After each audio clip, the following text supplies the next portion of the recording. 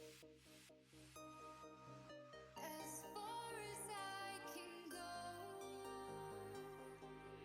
rest assured the way will lead me far from home. Hey guys, welcome to my first ever decklist video. Today I will be talking about Yu-Gi-Oh! I am going to be showing off my competitive decklist for locals and my regional scene. Yu-Gi-Oh! Is one of my favorite card games, if not the favorite, that has been with me for a really long time. And the deck I have chosen to play for this season is Fiendsmith Kashtira. I originally started off with just pure Kashtira, but then as the format developed, I ended up getting the meta engines, aka Fiendsmith. Starting off with the core portion of the deck, I have 3 Kashtira Unicorn, 3 Kashtira Fenrir, 2 Rise Heart, and that is all for the monster portion of Kashtira. As Unicorn itself is a 1 card starter, it can get you your whole combo, as well as if you get any supplemental card to get a 2 card engine, you can end on both the Kashtira side and the Fiendsmith board, alongside Fenrir just being an amazing staple for the deck. It can search not only itself, but it can search almost any of your, or it can search any of your other Kashtira monsters. So in certain scenarios with another card Birth, you'll see in a little bit, you can end up searching Unicorn and pop off that way. For Kashtira Rise Heart, I played 2 instead of 3 or 1, mainly because of the fact that this deck, despite it meaning to be a very grindy deck, meaning to play at like playing out the long term, it doesn't want to go for too long because of the fact that too many decks this format can deal with back row, and this deck really needs its back row to push through in the long game. And whenever I play 1, I end up always needing to search a second. So that is why I am currently playing 2. And then that is all for the Kashtira monsters. For these spells, I am playing 1 Theosis and 3 Birth. Alongside that, I am playing Terraforming and 3 Race Off. For the 3 Birth, it's pretty much mandatory. It is one of the best cards to have as for your 2 card combos. If you open this with any of the names, mainly or out of the 3 monsters we have here, Fenrir or Unicorn, you have full combo, and it makes the board a lot more resilient, especially if you do have a second body to normal summon, because then you can still just push into the Fiendsmith portion of the deck. For 3 Race Off and Terraforming, pretty standard for me. I know some people are cutting Race Off to 2. I mainly playing the deck more on the Kashtira side, find this to be very impactful, especially against certain matchups where you need to search any of the names rather than hard draw either Unicorn or Fenrir as interaction. This can be very beneficial alongside the fact that I also play Shangri Era. So this is also an interaction for me, and then Terraforming just a search. Alongside the fact that at one point I did have other field spells, so Terraforming does provide that link when necessary. One oddity that may be different for others is I currently play 1 Theosis. Most people who do play Kashtira, unless of a pure variant with Fiendsmith, tend not to play the Theosis because it will Xyz lock you, on top of the fact that you need a Kashtira name on board. Despite the fact that it has such possibilities of negatively interacting with the other portion of the deck, I have found countless opportunities where once I open Birth, I can search Theosis and get a much larger end board after opening or trying to do the Kashtira engine earlier on in the turn. Alongside the fact that if you hard open this and or Unicorn and you know you don't have Birth, but you know your opponent doesn't have the proper interaction, this can just facilitate full combo, even if you don't get the Fiendsmith portion of your end board. And that is the spell part of Kashtira. Next, we are going on to the second engine of the deck, Fiendsmith. Fiendsmith right now is undebatably the best engine in the game at the moment. You can splash it into any deck, and especially if your deck excels in using light fiends. Currently, it is a very small engine because it is very compact and doesn't need that much space to do what it needs to do, except in terms of extra deck space. Main deck wise, it's pretty small though. Especially because currently I only play 2 Engraver alongside 2 Tract. Realistically, I would like to play 3 Engraver, but currently at this moment, it's a bit iffy for me, alongside mainly the price. But Engraver facilitates full 1 card Fiendsmith combo, as well as not only facilitating the whole combo, it uses it without your normal summon. Where alongside the Kashtira monster, one thing to mention if you're not familiar with them is that all of them have the effect to special summon themselves, so you don't have to use your normal either. So if you open an Engraver and a Unicorn or a Fenrir with Birth, you can do full combo on both engines without ever using your normal summon. So Engraver can do a whole heck of a lot if you open it in your starting hand. However, even though I am not playing 3, I play a second track to make up for it, and in some cases this can actually be more beneficial due to the fact that currently this format is very hand trap heavy. More particularly, Droll has started making an actual comeback.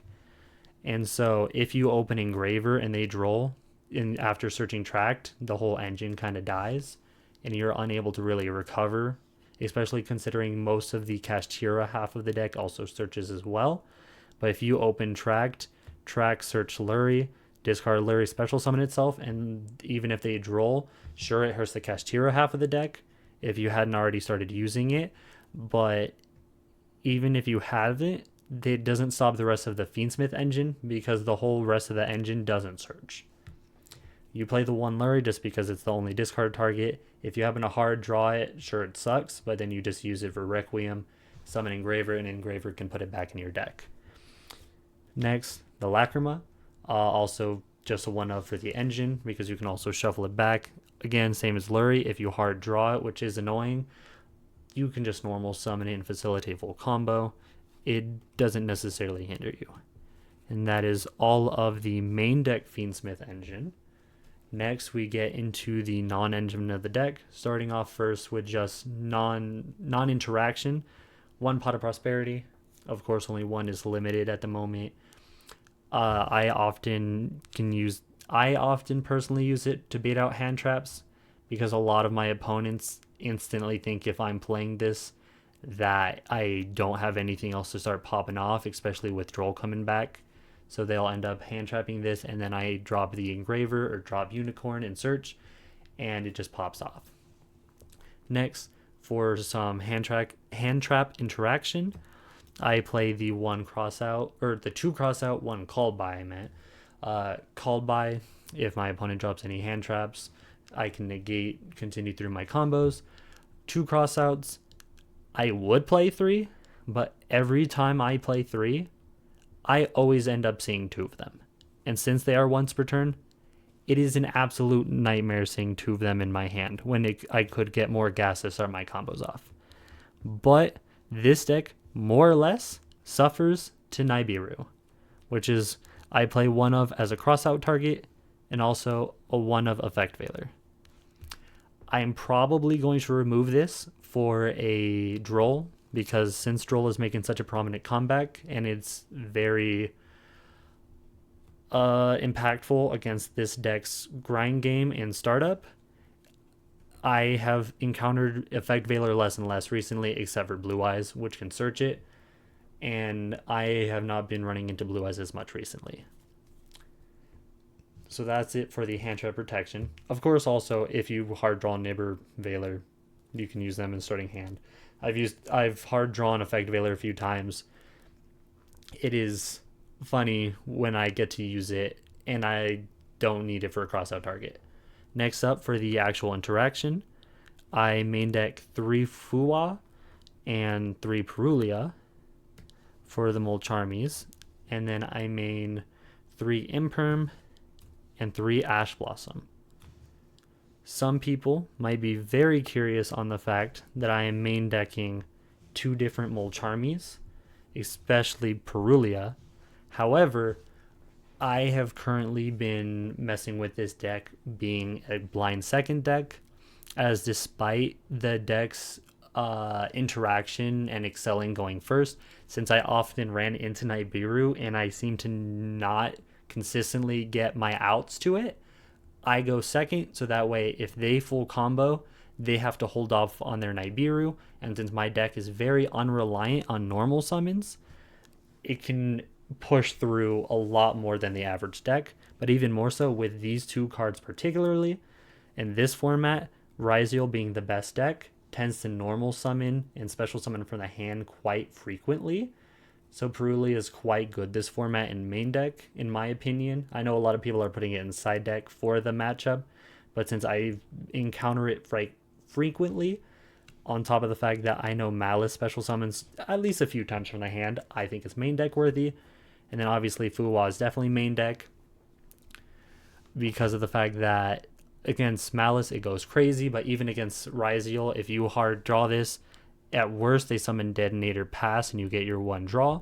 But if they start popping off, you can usually get at least 3 draws off of it, because you get one of the Ryziel specials from deck, and then they go Duo Drive and Detonator. You'll get 3 draws easy.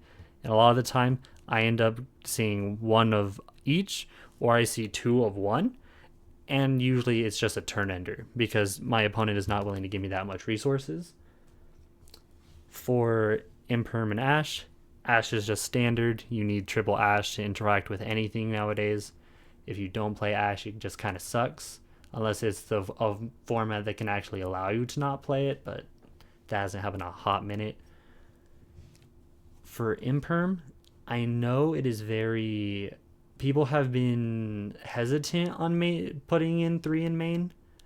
I have found great success using this in main, especially due to the Molcharmies. Since I draw quite frequently and my main deck searches a lot, I can often get multiple, if not just at least 1 consistently in hand. And not only can I use it as interaction, I often use it as a board breaker, surprisingly or not. My opponent will full combo, I hold on to 2 of them, and now that most boards don't have a consistent Omni negate turn 1, I just negate their most prominent monsters, such as Duo Drive, unless obviously they're playing Pure and then they pop it to special back. But against something like Malice, if they're playing something with the build with Abaku and Nightmare Griffin, you can just target negate. If not, you're just reducing the amount of potential interaction they may have, which I find exponentially important. That is currently all for the main deck. I do play 40 main, if anyone was curious about an exact number. I find no reason to go past 40 at the moment. I have thought about potentially just adding Droll or one of the other hand traps for crossout targets, but even then it's kind of pushing it.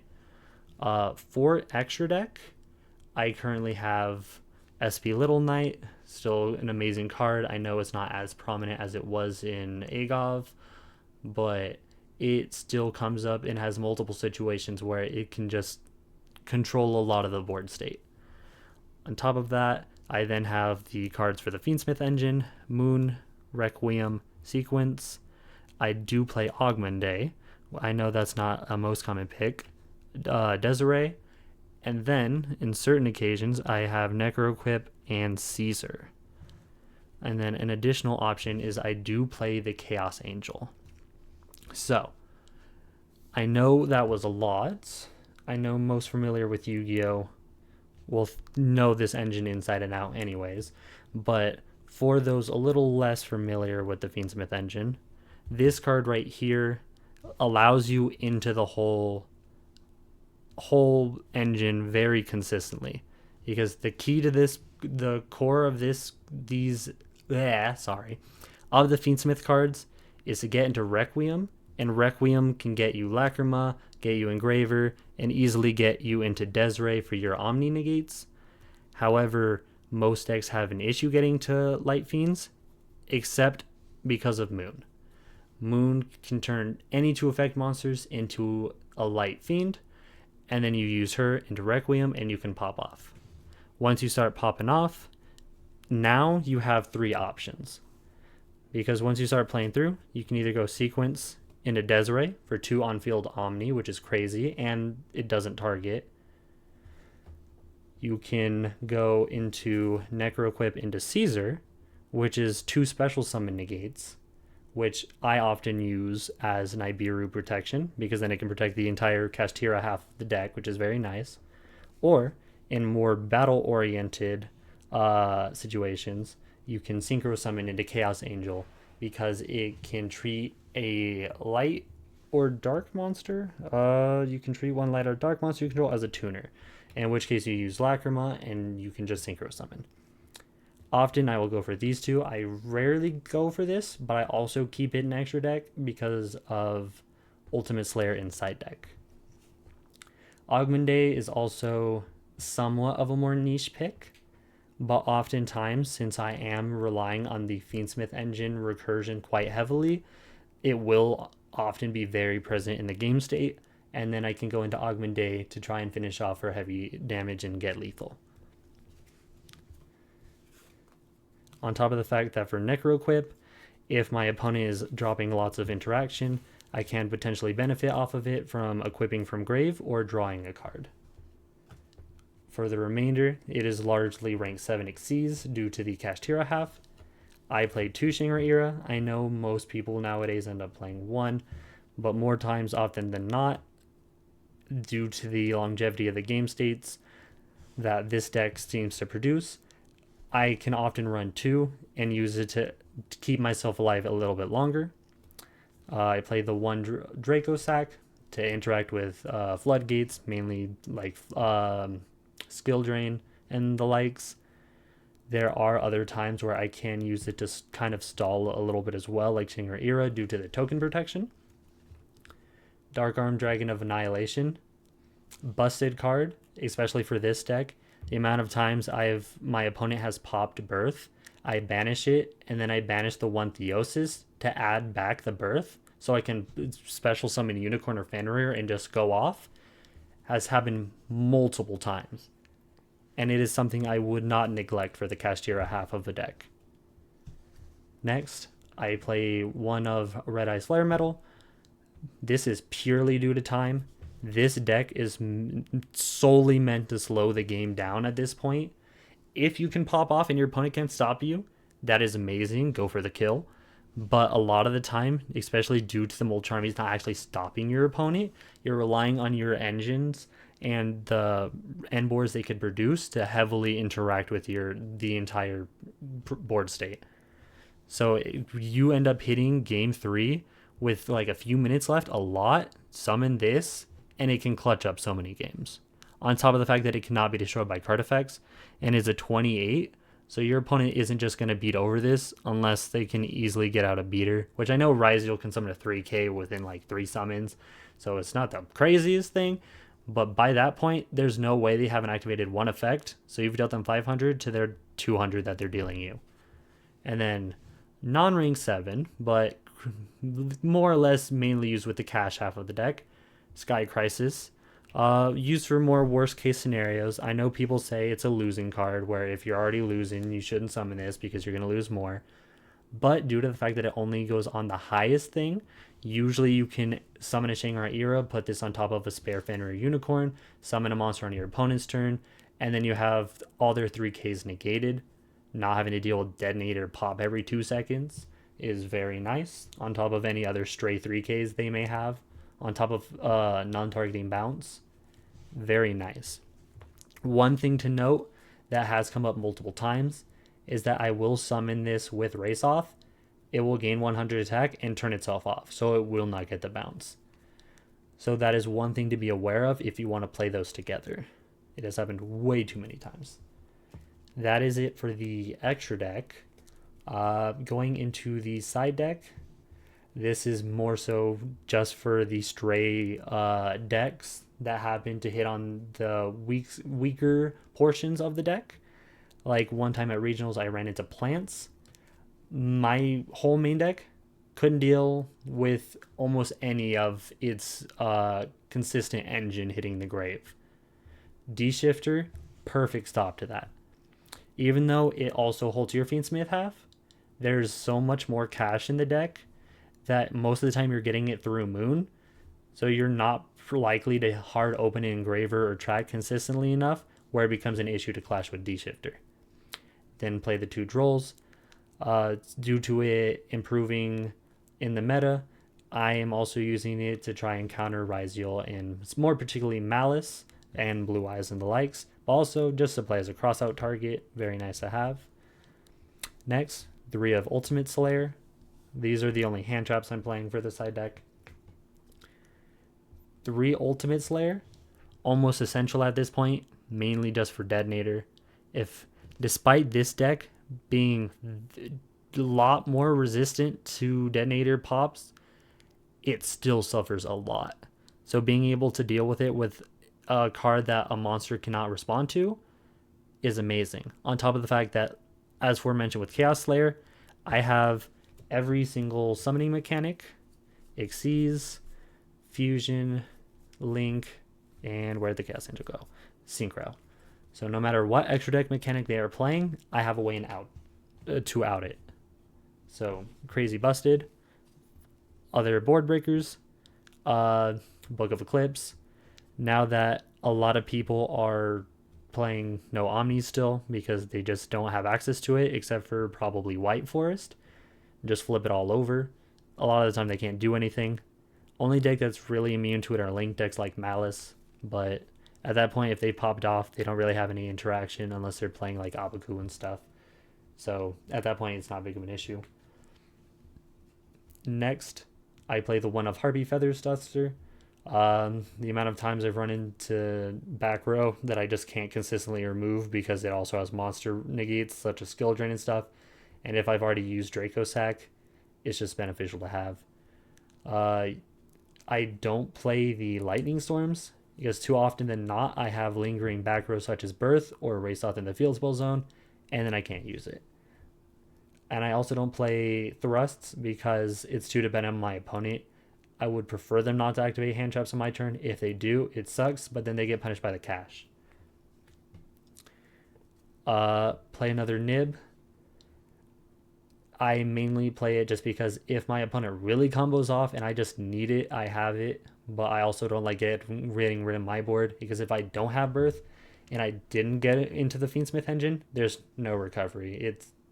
Unless I top deck an amazing card, it hurts me more than it hurts them.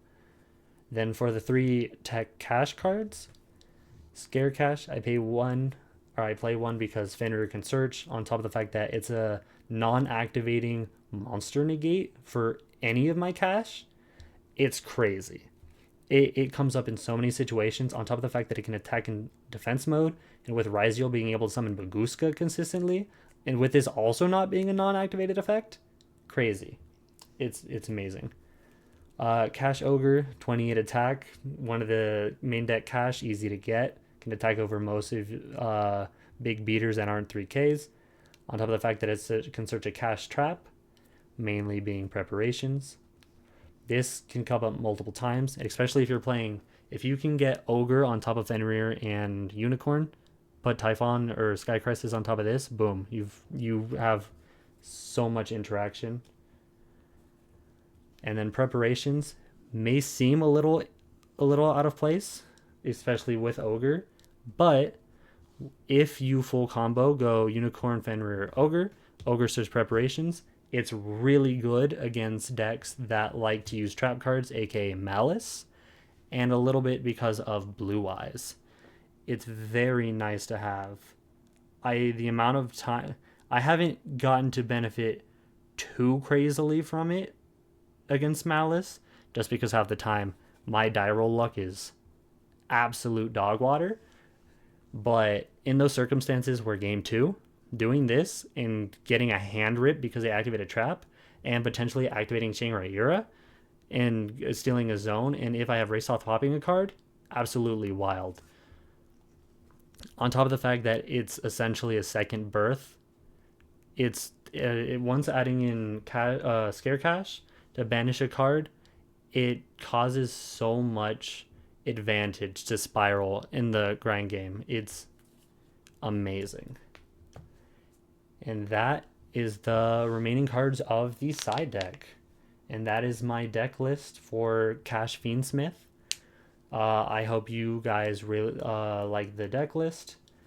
I have spent many months editing and trying to perfect this to the best of my ability, especially battling against consistent meta such as Ryziel, Malice, Blue Eyes. What else is coming out? I've started practicing against the future archetypes such as Yummy a little bit. It's a lot. But this deck is very grindy and has interaction for almost everything. It has Graveyard Hate from birth. It banishes face down so things can't easily recur and doesn't benefit Malice. On top of the fact that it can banish from field, banish from extra deck. The extra deck rip is crazy. There's so much this deck can do. And I have so much faith that it will be able to continue to do more. With the ban list coming up, I do anticipate a hit to Engraver, which kind of sucks. Or at least the Fiendsmith engine. But who knows? I hear it's getting a reprint, so hopefully the engine doesn't die. But we'll see. But anyways, I thank you guys for watching this deck list. If you found any of the tips useful, please leave a like and subscribe.